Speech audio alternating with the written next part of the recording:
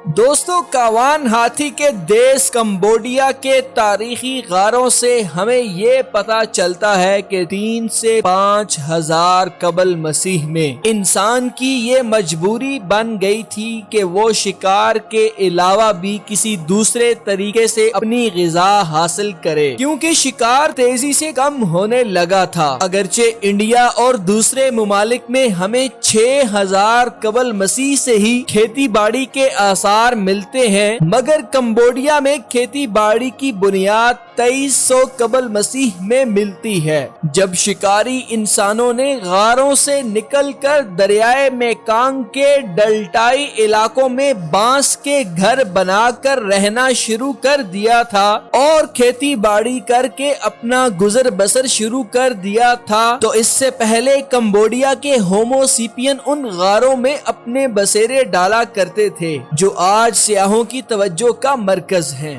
وہ دن بھر جنگلوں میں سوروں کا شکار کرتے یا ندی سے مچھلیاں پکڑتے تھے اور شام کو ان محفوظ غاروں میں پناہ لیتے تھے اور ان غاروں میں نقش و نگار بناتے رہتے تھے۔ 4,000 قبل مسیح انہوں نے جنگلی بھینس اور سور کے ریوڑ پالنا شروع کر دیے۔ جنگلی بھینس سے دودھ حاصل کیا جاتا تھا اور سور سے غذائی ضروریات پوری ہوتی تھی۔ دوستو، کمبوڈیا کہاں واقع ہے؟ خمیری قوم نے کتنے ہزار سال راج کیا؟ کمبوڈیا کب فرینچ انڈو چینیا کالونی بنا؟ کمبوڈیا کے کس بادشاہ نے زمین کا خدا ہونے کا دعویٰ کیا تھا؟ یہ سب جاننے کے لیے آج کی ہماری ویڈیو ضرور دیکھیں۔ السلام علیکم دوستو، آپ دیکھ رہے ہیں ہمارا چینل ڈاکومنٹری دیکھو اور سیریز دنیا کے 195 ممالک کی مکمل تاریخ کے بارے میں آپ کو خوش آمدید کہا جاتا ہے۔ جیسا کہ ہم پچھلی ویڈیو میں ویتنام کی مکمل تاریخ کا جائزہ لے چکے ہیں، جسے آپ دوستوں نے بے حد پسند کیا ہے۔ امید ہے آپ کو آج کی یہ ویڈیو بھی ضرور پسند آئے گی۔ ویڈیو شروع کرنے سے پہلے ہمارا چینل ڈاکومنٹری دیکھو ضرور سبسکرائب کر لیجئے تاکہ ہم مزید مزیدار ویڈیوز آپ تک پہنچاتے رہیں۔ خواتین و حضرات، ہومو سیپین انسان جنہوں نے 2300 قبل مسیح میں کمبوڈیا میں کھیتی باڑی کا آغاز کیا تھا، انہوں نے ہی کمبوڈیا کی پہلی باقاعدہ تہذیب فونان تہذیب کی بنیاد رکھی۔ مورخین نے اس تہذیب کی تاریخ کا اندازہ اپنی ریسرچ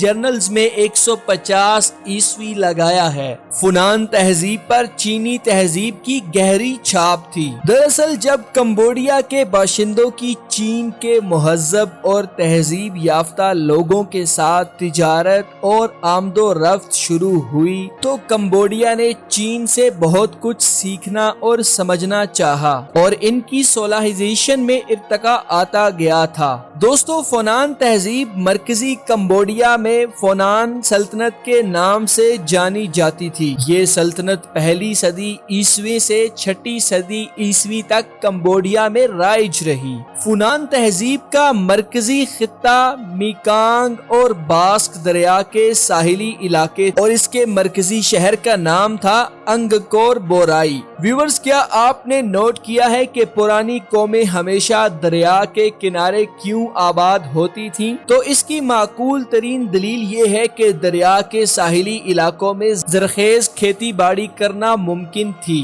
بجائے جنگلوں کے، اور پانی کے ذریعے تیز رفتار نقل و حمل بھی ممکن تھا۔ 7ویں صدی عیسوی تک کمبوڈیا کے بہت سارے خطے خوشحال ہو چکے تھے اور ہر خطے کے اندر چھوٹی چھوٹی ریاستیں بھی قائم ہوتی گئی۔ کمبوڈیا کے محنتی لوگوں نے تاریخ میں اپنا ایک خاص مقام حاصل کر لیا تھا۔ خواتین و حضرات، فونان سلطنت کو اس وقت کمبوڈیا کے سیاسی نقشے سے اپنا وجود مٹ گیا جب اس کی ایک ماتحت ریاست چینلا سلطنت نے فونان بادشاہ کو شکست دے دی۔ تاریخ میں اس بات کا ثبوت چینیوں کی قدیم تاریخوں میں ملتا ہے، جہاں لکھا ہوا ہے چینلا نے 616 عیسوی میں چین کے اندر اپنی امبیسی بھیجی تھی۔ 706 عیسوی میں چینلا سلطنت بھی 2 حصوں میں تقسیم ہو گئی تھی، لینڈ چینلا اور واٹر چینلا کے نام سے، یعنی نارتھ چینلا اور ساؤتھ چینلا 2 الگ سلطنتیں بن گئی تھیں۔ 800 802 ईस्वी में साबका फोनान ही के मातहत एक दूसरी रियासत खमीर सल्तनत ने चैनला सल्तनत का सिक्का चलना यकसर बंद कर दिया था। नाजरीन, हम आपको बताते चले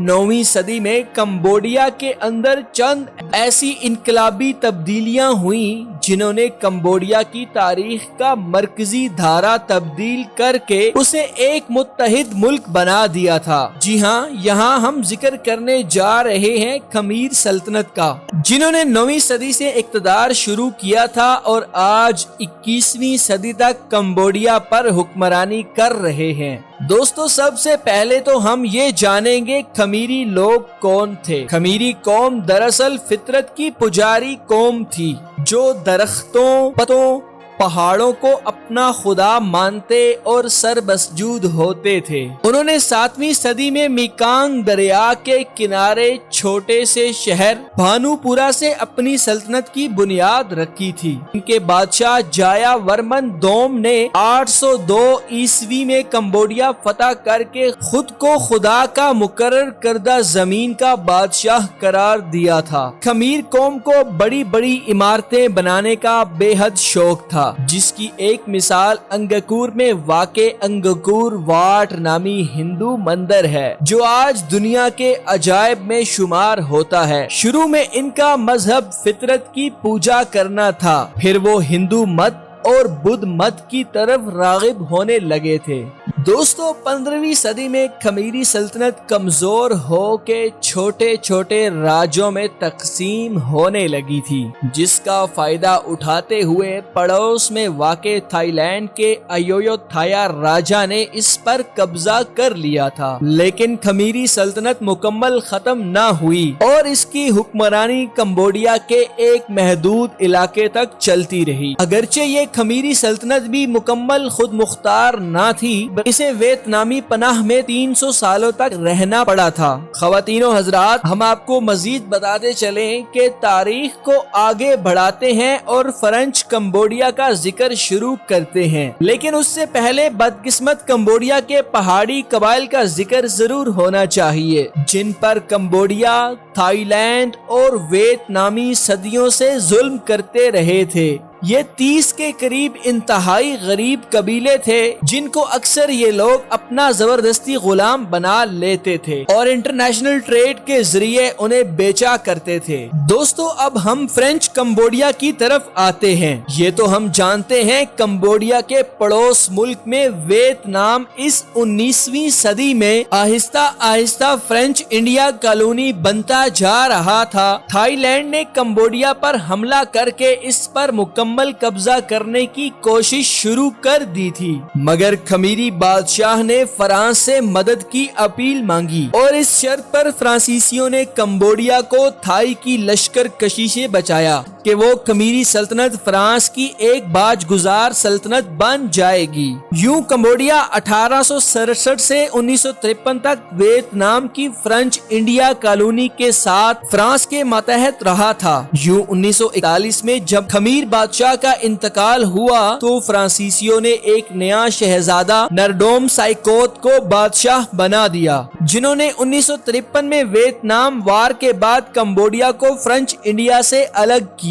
और खुद मुख्तार कंबोडिया की बुनियाद रखी थी। दोस्तों, कंबोडिया को हाथियों की जन्नत भी कहा जाता है। यहाँ हाथी कसीर तादाद में मौजूद हैं। इस्लामाबाद चिड़िया घर के हाथी कावान, जो तन्हाई की वजह से डिप्रेस हो गया था, उसे हाल ही में कंबोडिया मुंतकिल कर दिया गया है। ख़वातीनो हज़रात, आज का कंबोडिया और हाथियों के बारे में जानने के लिए हमारे दूसरे चैनल उर्दू ट्रैवल वर्ल्ड का विजिट करें और मजीद मजेदार वीडियोस देखें, जिसका लिंक डिस्क्रिप्शन में मौजूद है। उम्मीद है आपको आज की ये वीडियो जरूर पसंद आएगी। हमारी तारीख पर मबनी टीम का अगला पड़ाव कंबोडिया से थाईलैंड में होगा। तब तक मोहम्मद अली और पूरी टीम को दीजिए इजाजत। अल्लाह हाफिज।